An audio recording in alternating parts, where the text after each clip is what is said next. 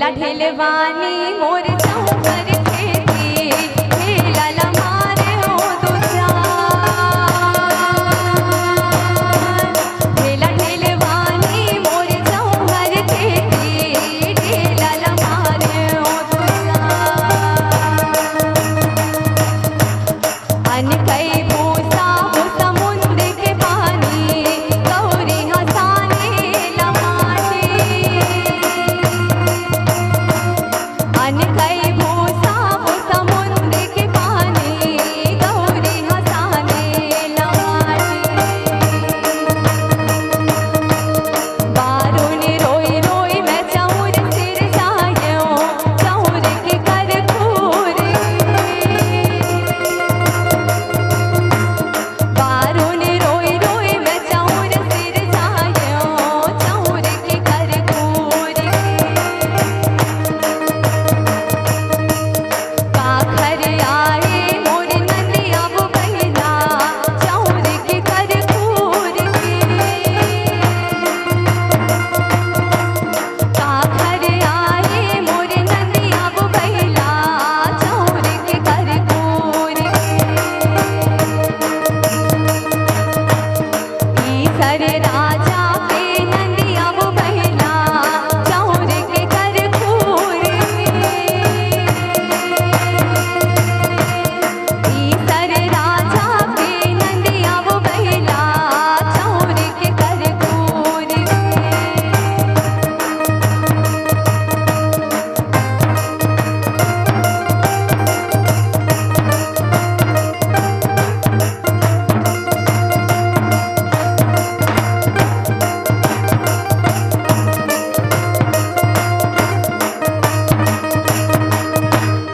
काखर करसा मोर रे भीगा सिगा भीगा रे भीगा सिगा भीगा काखर करसा सिंगारो वो बहनी काखर करसा सिंगारो वो बहनी ईसा के करसा मोर रे भीगा सिगा भीगा रे भीगा सिगा भीगा गौरी के करसा सिंगारो वो बहनी गौरी के करसा सिंगारो वो बहनी भाई वाले बहनी हासत करसा बोई थे हासत करसा बोई थे बिन भाई की बहनी घर घर धर धर रोई थे बिन भाई की बहनी घर घर धर धर रोई थे आज के दिन बहनी भाई मोरो रहती वो भाई मोरो रहती करसा बोहे बरले बाकी भोला लानती करसा बोहे बरले बाकी भोला लानती गाड़ा सिंगारो बहनी गड़ुनी सिंगारो वो गड़ुनी सिंगारो नूनी मूंगसियाला गहना सिंगारो नूनी मूंगसियाला गहना सिंगारो